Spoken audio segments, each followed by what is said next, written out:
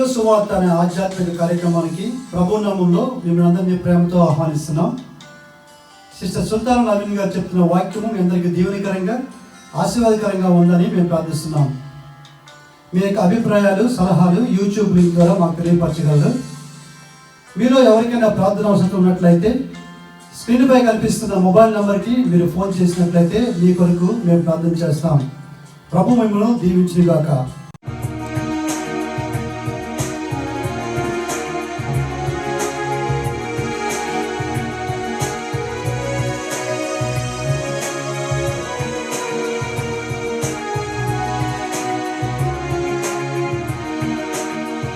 పాడనా స్తుతి పాడనా పాడనా స్తుతి పాడనా పాడనా స్తుతి పాడనా పాడనా స్తుతి పాడనా నీ మధుర గీతం నే పాడనా నీ మధుర గీతం నే పాడనా పాడనా నా దేవా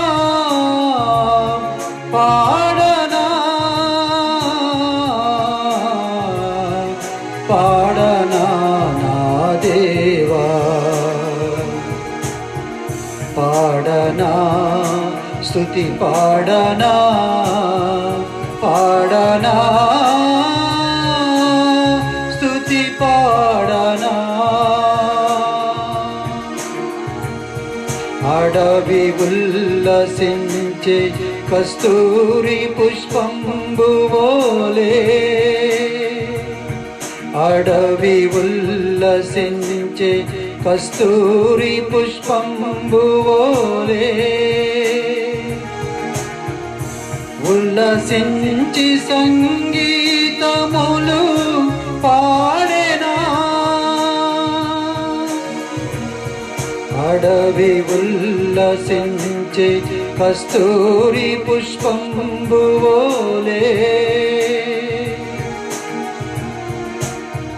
ఉల్లసించి సంగీతములు పాడెనా లతాంతులే విరబూసెనా లతాంతులే విరబూసెనా విరబూసెనా నా దేవా పాడనా స్తుతి పాడనా పాడనా స్తుతి పాడనా నీ మధుర గీతం నే పాడనా నీ మధుర గీతం నే పాడనా పాడనా నా దేవా నే పాడనా పాడనా నా దేవా చీకటి లోకములు నీ మహిమ ప్రతిబింబమా సంగమా చీకటి లోకములు నీ మహిమ ప్రతిబింబమా సంగమా నీ ప్రేమకు ప్రతిరూపం నీ మహిమ ప్రతిబింబమా చీకటి లోకములో నీ మహిమ ప్రతిబింబమా సంగమా నీ ప్రేమకు మహిమ ప్రతిబింబమా నీ మహిమ ప్రతిబింబమా పాడనా స్తుతి పాడనా పాడనా నా దేవా నీ మధుర గీతం నే పాడనా నీ మధుర గీతం నే పాడనా పాడనా నా దేవా నే పాడనా పాడనా నా దేవా.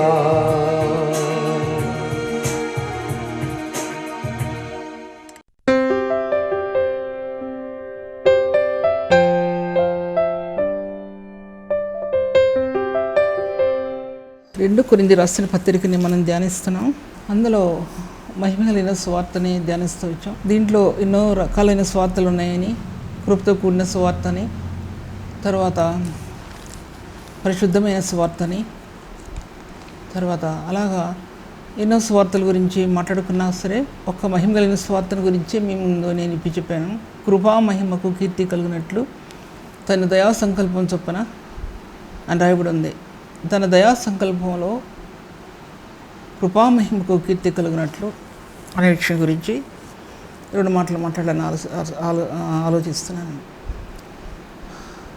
ఆయన దయా సంకల్పం మానవుని ఎన్నిక చేసుకోవటంలో ఆయన యుగాలకు ముందే ఆయన ప్రేమించాడు మనిషి జనాంగాన్ని. దేవదూతలతో సంగీత ధ్వనులు జరిగాయి, కానీ మట్టి అయిన మానవుణ్ణి తను స్తుతించడానికి దేవుడు నిర్ణయించుకున్నాడు. ఆయన తన చేతిలో మట్టిని చేసి మట్టిలో జీవం ఊది ఈ భూప్రపంచంలో నిలబెట్టుకున్నాడు.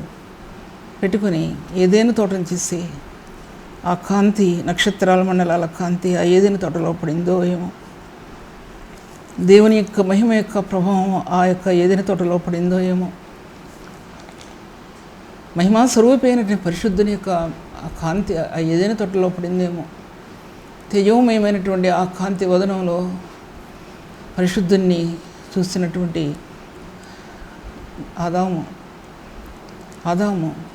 ఆదాముని ప్రభు ఎంత ప్రేమించాడంటే అంత ప్రేమించాడు. దాంట్లో నిజమే, అటువంటి ఆదాము తప్పిదం చేశాడంటే తప్పిదం చేస్తాడంతే.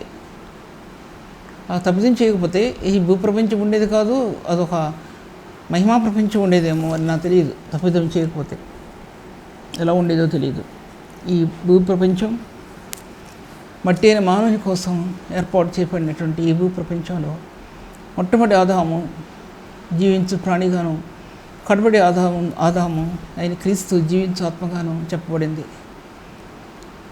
మొట్టమొదటి ఆదాము భూమిలో నుండి పుట్టినవాడు, కడబడి ఆదాము పరలోకం నుంచి దిగి వచ్చినటువంటి వాడు అని అర్థం.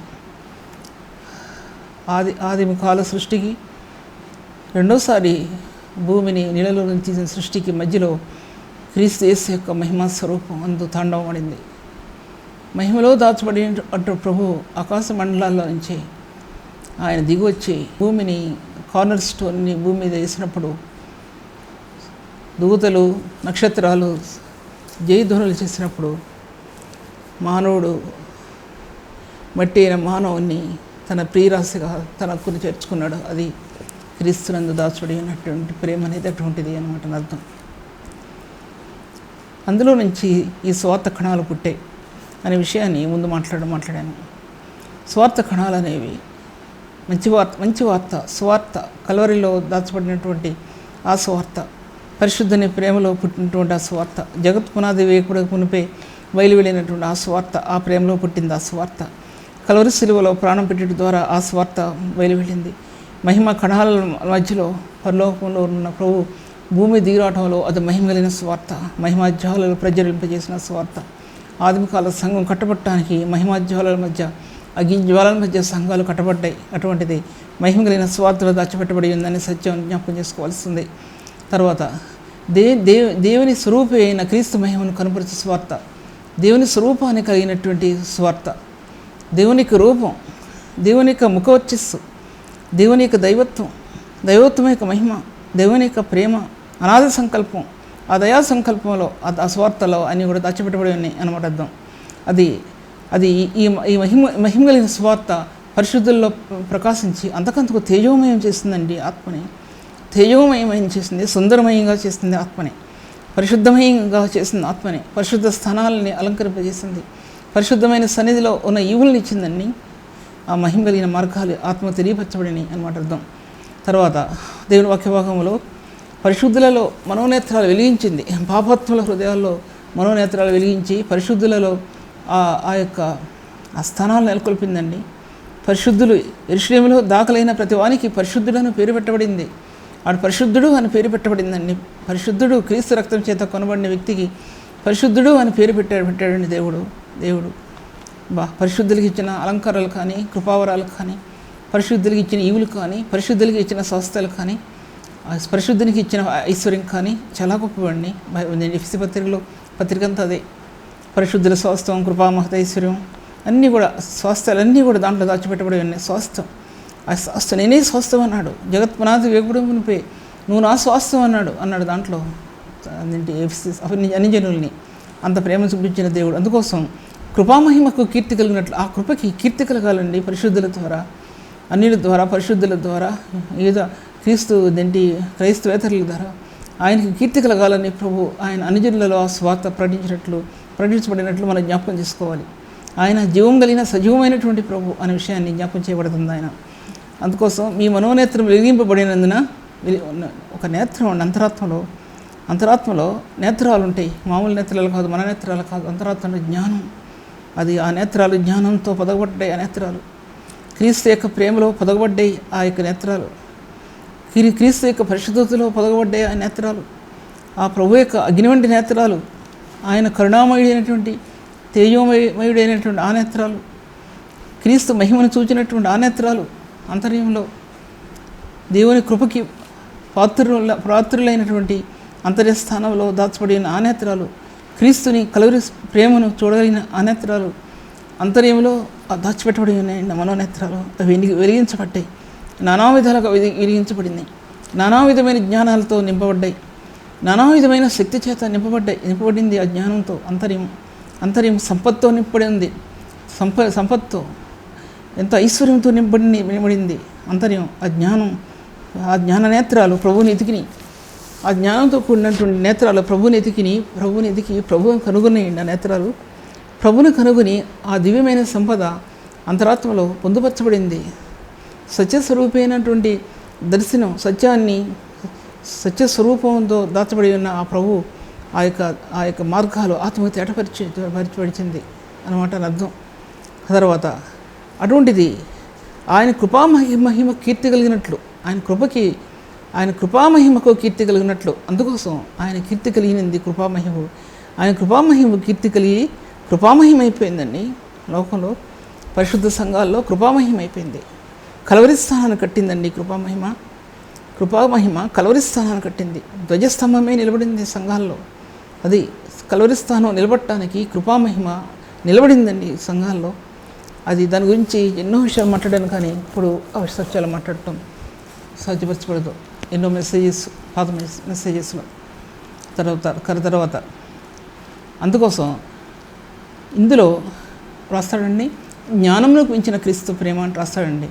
జ్ఞానానికి మించిన క్రీస్తు ప్రేమ అంటాడండి. అది ఎఫెసీ పత్రిక 3వ అధ్యాయం ఆఖరి వాక్యం భాగంలో జ్ఞానం ఉత్పన్నమైంది పరిశుద్ధుల్లో.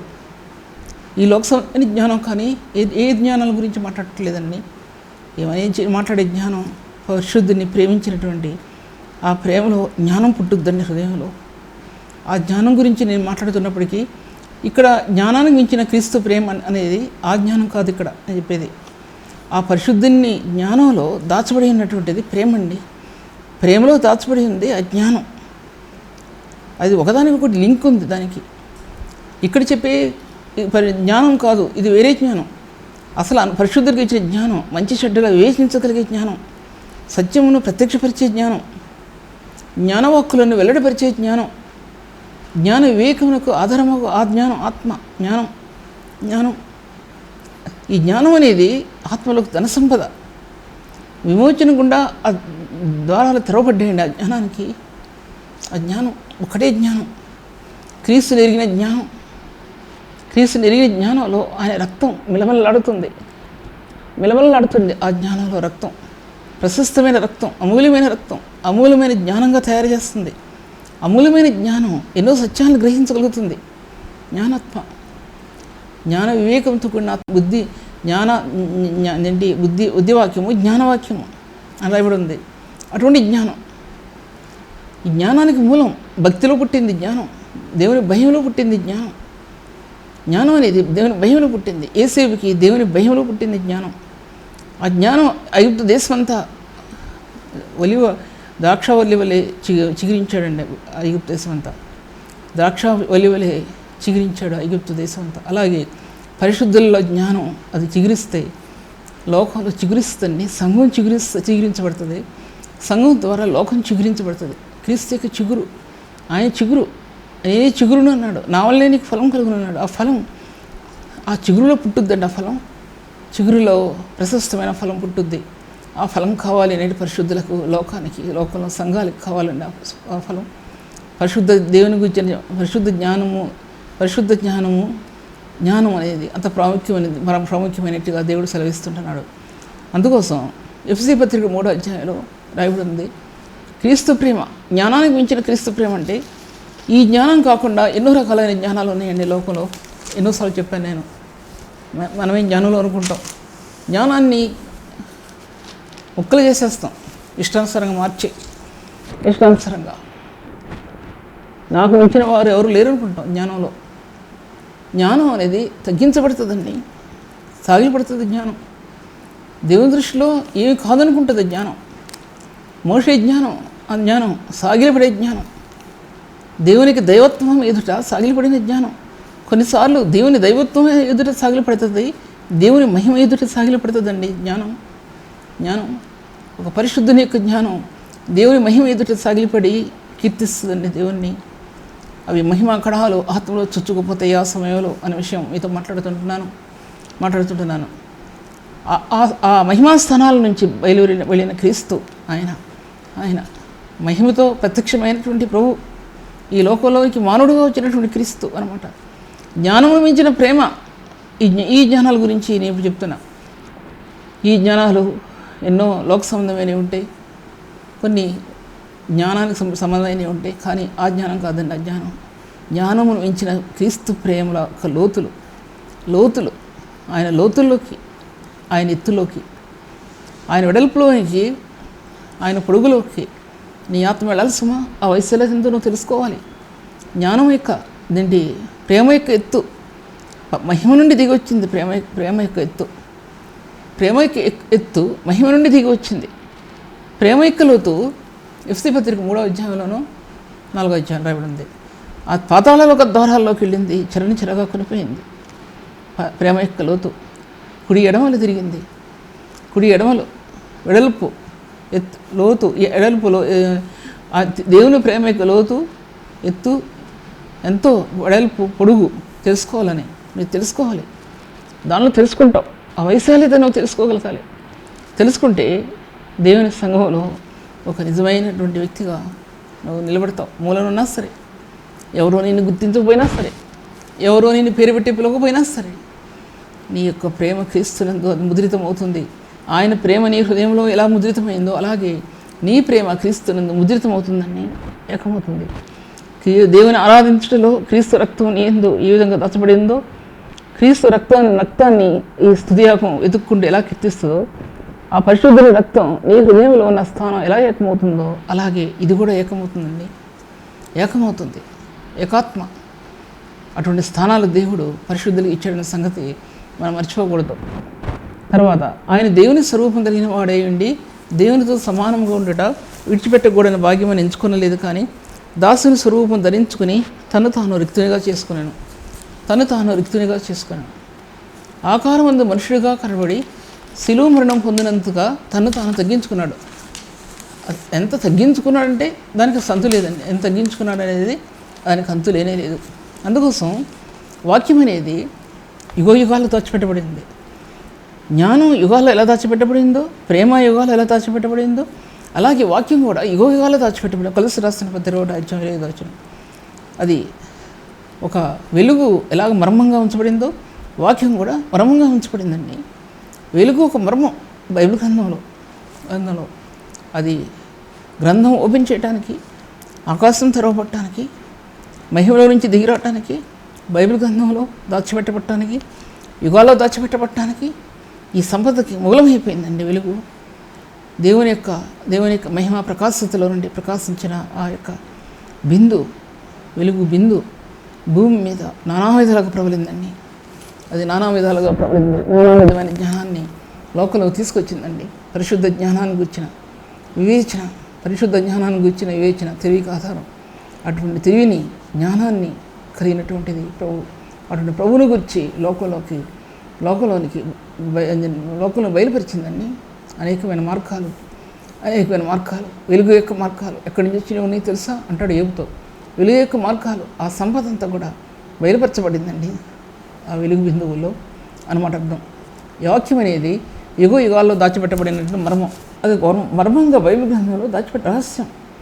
ఈ రహస్యాన్ని కనుగొన్న కొంతమంది కనుగొన్నారు ప్రవక్తలు. తర్వాత ఆ వెలుగు గురించి, ఆ వెలుగు ఎన్నో టీచింగ్స్ అన్నమాట. టీచేటువంటి ఎన్నో విషయాల్ని, ఎన్నో సత్యాలని మనకి వివరించి చెప్పింది. ఆత్మకి వివరించి చెప్పింది. బాఢంగా చెప్పకపోయినా ఆత్మకు బయలుపరిచింది సత్యాలన్నీ కూడా అన్నమాట అర్థం.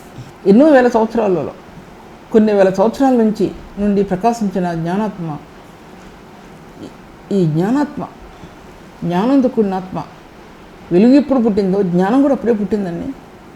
ఆ వెలుగును కనుగొనడానికి జ్ఞానాత్మ పూర్ణితులయ్యారు ప్రవక్తలు. ఆ దినాల్లో జ్ఞానం ఆత్మ తిరుగుబడింది.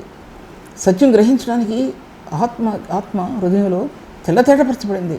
ఇప్పుడులాంటి పరిస్థితి కాదు. అప్పుడు ఉన్నట్టు దేవుడు ప్రవక్తలకు బయలుపరిచాడు. మొత్తం అంతా ఏంటో సృష్టి క్రమం అంతా ఆ జ్ఞానం అంతా కూడా దేవుడు ప్రవక్తలకు బయలుపరిచాడండి. ఇశ్రాయేలు సినాయి కొండ మీద ఉన్నటువంటి ఇశ్రాయేలు దేవుని స్వరాన్ని విన్నప్పుడు, ఉరుములు విన్నప్పుడు, శబ్దాలు విన్నప్పుడు, తర్వాత ఎటువంటి జ్ఞానం వారికి ఇవ్వబడిందంటే, ఇప్పుడు అదే జ్ఞానం ఇటు ఇశ్రాయేలుకి ఇవ్వబడింది. ఉరుములు మెరుపుల్లో నుంచి ఎన్ని కణాలు ఉత్పన్నమయ్యాయో భూమి మీదకి, ఎన్ని చూశారో వాళ్ళు, సముద్ర జలాల్లో ఎన్ని చూశారో వాళ్ళు, జలతరంగాల్లో ఎన్ని కనుగొన్నారో వాళ్ళు. జ్ఞానం కళ్ళతో చూశారండి, హృదయంతో గ్రహించారు, కళ్ళతో చూశారు వాళ్ళు.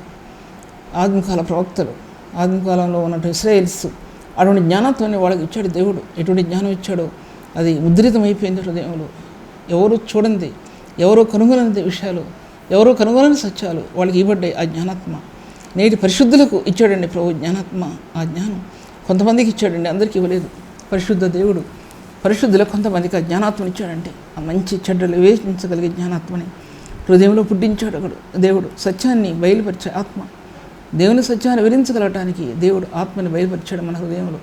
ఆ గొప్ప సత్యాన్ని మనం జ్ఞాపకం చేసుకోవాల్సిన విషయాన్ని మనం జ్ఞాపకం చేసుకోవాలి. తర్వాత ఆ జ్ఞానం అనేది దేవుని మహిమా తేజస్సులో ప్రకాశించిందండి ఆ జ్ఞానం. రెండవదిగా క్రీస్తు రక్తంలో ప్రకాశించింది.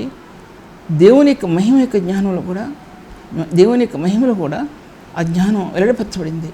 ఎందుకంటే రక్తములకు పునరుత్థాన మహిమకు ఎటువంటి ఐక్యత ఉందో, అలాగే జ్ఞానానికి మహిమకు అటువంటి ఐక్యత ఉందండి, ఏకత్వం ఉంది. రక్తములకు పునరుత్థాన మహిమకు రెండు ఏ రీతిగా కలిసి ఉన్నాయో, రక్తము యొక్క బలము ఎరిగిన వ్యక్తి పునరుత్థాన మహిమను, జీవాన్ని ఎలా కనుగొన్నారో, ఎలా ఆత్మగా తెలియపరచబడిందో, రక్తం యొక్క స్థానం తెలియని వానికి పునరుత్థానం యొక్క మహిమ కానీ, జీవము కానీ ఆత్మకు అందించబడలేదనే సత్యం కూడా అది జ్ఞాపకం చేసుకోవాలి. పరిశుద్ధులకు ఇచ్చిన అత్యున్నతమైన ఆశీర్వాదం పునరుత్థాన మహిమలో ఆ జీవం ఆత్మ కనుగొనటం అనేది. ఆ పునరుత్థాన జీవం అన్నాడు ప్రభు. పునరుత్థానం వలన రోజంటి కొందరు స్త్రీలు తమ వారిని కాపాడుకోగలిగారు పునరుత్థానం వలన. ఆ పునరుత్థానం యొక్క శక్తి ఎఫెసీ పత్రిక 1వ అధ్యాయంలో రాజ్యంలో ఆ బలాస్యానికి సంబంధించింది, కొలస్సీ రాసిన పత్రికలు ఆ మహిమా బలానికి సంబంధించింది. ఇవన్నీ కూడా ఒకదానికి ఒకటి లింక్ చేయబడ్డాయి. పునరుత్థానం యొక్క బలం దానికి ఇంకా ఇంకా ఎన్నో చెప్పాల్సి ఉన్నాయి, కానీ నేను ముందుగా కొన్ని విషయాలు చెప్తున్నా. ఆ పునరుత్థాన బలంలో ఒక వ్యక్తి శక్తివంతుడుగా, నూతనవంతుడుగా తీర్చబడుతున్నాడు. నీ దేవుని సన్నిధిలో రక్తం యొక్క అనుభవంలో సాగిలపడిన నీ హృదయం పునరుత్థాన యొక్క మహిమలో నీ హృదయం సాగిలపడినప్పుడు అందులో శ్రేష్టమైనటువంటివి, విలువైనటువంటివి, మహిమ కలిగిన సంపద, దేవుని మహిమా సంపద నీ ఆత్మగా అందించడం నువ్వు గమనించుకోగలుగుతావు, నువ్వు కనుగొనటం నువ్వు గమనించుకోగలుగుతావు అన్నమాట అర్థం. దేవుని స్తుతియాగంలో నీ అంతరంగం రక్తదారులతో నింపబడినప్పుడు నీ స్తుతులు అర్పణలో దేవునికి ఎలా అంకితమై ఏకమవుతాయో అలాగే ఇది కూడా పునరుత్థానం యొక్క శక్తిలో పునరుత్థానం యొక్క రక్తం క్రీస్తు యేసు యొక్క రక్తంలో పునరుత్థానం యొక్క మహిమలో నీ ఆత్మకు లభించే సంపద, అటువంటి ఫలం ఆత్మ దొరుకుద్ది. అక్కడ యోహాను సువార్త 12వ అధ్యాయంలో బేతనీ మరియా ప్రభువును స్తుతించడంలో ఆయన ప్రభు చనిపోక ముందు పునరుత్థానం యొక్క మహిమను పునరుత్థానుడైన క్రీస్తుని స్తుతించిందండి. అతను ఎంత జ్ఞానం కలిగినటువంటి స్త్రీ. పునరుత్థానంలో జ్ఞానం వికసిస్తా, పునరుత్థాన జ్ఞానం, పునరుత్థాన మహిమ, పునరుత్థాన జ్ఞానం, పునరుత్థాన జీవం అనేవి ఆత్మ లభిస్తాయండి. నువ్వు ఏకమైతే నీ రక్తంలో నువ్వు పరిశుద్ధుడు అనుకుంటే లభించేవి కావండి. నేను పరిశుద్ధుడు అనుకుంటే నువ్వు వాటిని ఏ కోసాన్ని కూడా పొందుకోలేవు ఉన్నది. వాక్యాన్ని మటమానికి విమర్శిస్తే, చెప్పిన వాళ్ళని విమర్శిస్తే నీ జీవితంలో ఒక 1 పాయింట్ కూడా ఆత్మకు లభించదండి. ప్రార్థించే వారిని విమర్శిస్తే, కన్నీళ్ళు కార్చే వాళ్ళని విమర్శిస్తే నీ ఆత్మకి ఏది కూడా దొరకదనే విషయాన్ని నేను మీతో మాట్లాడుతుంటున్నాను. తర్వాత ఆ వెలుగులో దాని ముందు భాగంలో కొన్ని వేల సంవత్సరాల నుంచి కొన్ని వేల సంవత్సరాల్లో ఎన్నో వేల సంవత్సరాల్లో దాచబడిన ఈ వెలుగు మహిమాయుక్తమైన వెలుగుగా మార్చబడింది. మహిమాయుక్తమైన వెలుగు అంటే మహిమను బయలుపరిచిన వెలుగు, మహిమను ప్రకాశింపజేసినట్టు మహిమాయుక్తమైన వెలుగు. మహిమాయుక్తమైన వెలుగు అంటే మహిమలో ప్రకాశించిన వెలుగు అన్నమాట అర్థం. అది మహిమా తేజస్సులో ఒకటి, మహిమాయుక్తమైన వెలుగు ఒకటి, కృపామహిమ అనేది ఒకటి. కృపామహిమకు కీర్తి కలిగినట్లు ఈ పదాలన్నీ ఊరకపెట్టలేదండి దేవుడు బైబిల్ గ్రంథంలో. ఊరకపెట్ల ఎన్నో పదాల యొక్క కలయిక అది, ఎన్నో ఆత్మ కణాల యొక్క కలయిక, పరిశుద్ధమైన ఆ జీవం యొక్క కలయిక అది. ఒక్కొక్క పదం కూడా అన్నిటికీ లింక్ అయింది. వీటన్నిటిలో ఆధారపడి ఉంది ఏంటంటే యేసుక్రీస్తు ప్రభువు యొక్క రక్తం ఒకటి నీ హృదయంలో మొట్టమొదటిగా నీ ఆత్మలో అది ప్రశస్తమైనదిగాను జీవనిచ్చేదిగాను ఉండగలిగితేనే ఇవన్నీ ఆత్మకు అర్థం అవుతాయి, లేకపోతే ఆత్మకు అర్థం కావని విషయాన్ని నేను మీతో మాట్లాడుతుంటున్నాను. తర్వాత దీంట్లో అనేకమైన విషయాలు దాచిపెట్టబడి ఉన్నాయి. తర్వాత దేవుని వాక్య భావం చూసినట్లయితే ఈ జ్ఞానం అనేది పరిపరి విధాలుగా భూమిలోకి వెళ్ళింది. పరిపరి విధాలుగా భూలోకంలో ఈ జ్ఞానం వెల్లడిపరచబడిందండి. ఎన్నో విధాలుగా ఈ జ్ఞానం భూమి మీద వెల్లడి చేయబడింది. ఆది కాండంలో కలిగిన వెలుగు ఒక గోళం, చిన్న గోళం అండి. ఆ గోళం ఎంత చిన్న గోళమా, ఒక హైదరాబాద్ సిటీ మనం ఏం చూడలేదే, ఇంత పెద్దదే. మరి ఒక సిటీ ఎంత అయితే దేశాలని కలిగి ఉన్నటువంటి ఈ భూగోళం ఎంత పెద్దదై ఉంటుందండి. ఆ పెద్దదైన గోళం కట్టబడాలంటే జ్ఞానంతో కట్టబడాలి. దేవుని సంఘంతో పరిశుద్ధంగా కట్టబడాలి. క్రీస్తు యేసు యొక్క నిజ స్వరూపంతో కట్టబడాలి. ఎన్నో జ్ఞానాలు అభివృద్ధి చెందాలి. ఈ భూలోకంలో శూన్యమైపోయింది, చీకటి అయిపోయింది. అటువంటి భూలోకంలో జీవం పుట్టాలి, మనుషుల్లో జీవం పుట్టాలి, పక్షుల్లో జలరాశుల్లో జీవం పుట్టాలి, భూమిలో జీవం పుట్టాలి. ఆ జీవం ప్రకాశించాలి, జీవం అత్యధికం కావాలి. అత్యధికమైనటువంటి ఆ స్థానాల్లో మానవుడు జీవించు ఆత్మగా నిలబడాలి. జీవించు ప్రాణి అయినటువంటి ఆదాము క్రీస్తుతో ఐక్యత చెంది జీవించు ఆత్మగా నిలబడాలి. జీవించు ఆత్మగా నిలబడి దేవుని సంఘానికి సంపూర్ణమైన స్థానంలో నిలబడాలి మానవుడు. అది దేవుని యొక్క ఉద్దేశం అన్నమాట అర్థం. అసలు ఈ భూమి మీద ఎన్నో జ్ఞానాలు, సైంటిఫికల్గా ఎన్నో జ్ఞానాలు ఉన్నాయండి. భూగర్భ శాస్త్రం, తర్వాత ఆస్ట్రానమీ అంటే నక్షత్ర శాస్త్రం అనుకుంటున్నాను, జియాలజీ, మరి ఇలాగా ఎన్నో రాయబడి, కమర్షియల్ జాగ్రఫీ, తర్వాత ఇంకా స్పేస్కు సంబంధించినటువంటిది ఆ జ్ఞానం, అంతరిక్ష జ్ఞానం, ఇలాగ ఎన్నో జ్ఞానాలు ఉన్నాయి. ఎలా మానవుడు కనుక్కోగలిగాడండి జ్ఞానాన్ని? ఎలా కనుక్కోగలిగాడు? జ్ఞాన రేణువులు ఆ దినాల్లో దేవుని జ్ఞాన రేణువులు దేవుడు మానవ హృదయాల్లో పెట్టాడండి. మానవ హృదయాల్లో జ్ఞాన రేణువులు, మహిమాయుక్తమైన రేణువుల్లో ఈ జ్ఞానం యొక్క రేణువులు ఆత్మ ప్రకాశించాయి. మహిమాస్వరూపైన దేవుని సూచన పూర్వకాల ప్రవక్తలు ఆ పిలుపులోని నిరీక్షణలో, ఆ పిలుపులోని ఆ స్వరంలో ఆ యొక్క జీవకణాలని ఆత్మ పొందుకోగలిగిందండి. ఎప్పుడైతే ఆ జీవకణాలని ఆత్మ కలిగారో దేవుని యొక్క జీవాన్ని కనుగొన్నారండి. దేవుని యొక్క జీవాన్ని కనుగొన్న వ్యక్తి దేవుని మహిమను కనుగొన్నారండి. దేవుని మహిమలో ప్రకాశించారు ఆదిమకాల ప్రవక్తలు. కానీ పాపం నుంచి ఎంతోమంది విడుదల పొందలేకపోయారండి. కయ్యని దగ్గర నుంచి పాపం ఎంతో వ్యతిరేకమైనటువంటి కట్టడాలు ఈ భూప్రపంచంలో కట్టిందండి. పాపం అనేది ఈ భూప్రపంచం కట్టింది. పాపం అనే స్థానాన్ని ఈ భూప్రపంచంలో కయ్యని దగ్గర నుంచి కట్టుతూ వచ్చిందండి. ఆజ్ఞ అతిక్రమించడం, మరణం, శాపం అటువంటివి ఈ భూమి మీద, అపవిత్రమైన క్రియలు అటువంటి ఈ భూమి మీద అత్యధికంగా పెరుగుతూ వచ్చాయండి. మానవుని యొక్క జీవం మానవుని ఎలా పెరుగుతూ వచ్చిందో, దేవుని పరిశుద్ధతలు ఆదిమకాల ప్రవక్తలు ఎలా పెరుగుతూ వచ్చారో, మానవుని యొక్క శాపం అపవిత్ర చేసిన పాపాన్ని బట్టి కయ్యని దగ్గర నుంచి ఆ శాపం ఆ యొక్క భూమి మీద పెరుగుతూ వచ్చిందండి. అది ఈ భూప్రపంచం యొక్క విశిష్టత ఏంటంటే అది పాపాన్ని ఎవరు కూడా ఆపలేకపోయారండి ఆ దినాల్లో అనే విషయాన్ని జ్ఞాపకం చేసుకోవాలి. తర్వాత చూసినట్లయితే కనుక ఆయన క్రీస్తుని ఆయన అంతకుముందు చెప్పింది చివరి విషయం ఏంటంటే ఆయన జ్ఞానాన్ని లేఖనాల్లో, ఆయన క్రీస్తు యొక్క సువార్తని లేఖనాలు ఎలా దాచిపెట్టాడో ప్రభు, అలాగే క్రీస్తుని గురించిన జ్ఞానాన్ని కూడా ఆ ప్రభు లేఖనాల్లో దాచిపెట్టాడండి. క్రీస్తుని గురించిన జ్ఞానం ఆయన ఎందు భయభక్తులే గుర్తిగయే జ్ఞానమనియు పరిశుద్ధ దేవుని వివేచనయే తెలివికి ఆధారము అన్నాడండి సామెతలో. యెహోవా యందు భయభక్తులు ఉండటే జ్ఞానానికి మూలం అన్నాడు సొలొమోను రాజు. అన్నీ అనుభవించే లోకంలో తన జీవితాన్ని వేయిపరిచి ఆఖరికి తను తీసుకున్న నిర్ణయం యెహోవా యందు భయభక్తులు కలిగి ఉండటే జ్ఞానమునకు మూలం అన్నాడండి దాంట్లో. తర్వాత ఈ వాక్య భాగాన్ని మళ్ళీ ధ్యానిస్తాను.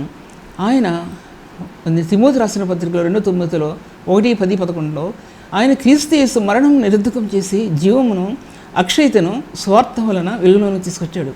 ఆ క్రీస్తు యేసు మరణాన్ని నిరర్ధకం చేసి జీవాన్ని అక్షయతను స్వార్థ వలన వెలుగులోకి తీసుకొచ్చాడు.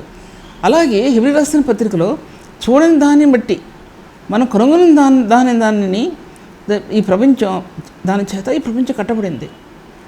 అది శారీరకంగా కట్టబడింది, ప్రపంచం జ్ఞానయుక్తంగా కట్టబడింది నిజమే. కానీ ఆత్మ సంబంధంగా కట్టబడింది ఏంటంటే ఆయన యొక్క మరణం నిరర్ధకం చేసి జీవాన్ని అక్షయతను అక్షయమైన దాన్ని సువార్త వలన ఆ సువార్త వలన వెలుగును తీసుకొచ్చాడు. ఆయన అక్షయమైంది ఈ సృష్టి సంబంధమైంది కాంది, ఈ సృష్టి సంబంధమైంది కాంది, ఈ లోకం ఎరగంది, అది మహిమాయుక్తమైనది, పరిశుద్ధమైనది, జీవం అనేది ఆయన సువార్త వలన వెలుగులోనికి తీసుకొచ్చాడు. ఆ వెలుగు సువార్త వలన వెలుగులోనికి తీసుకొచ్చాడు.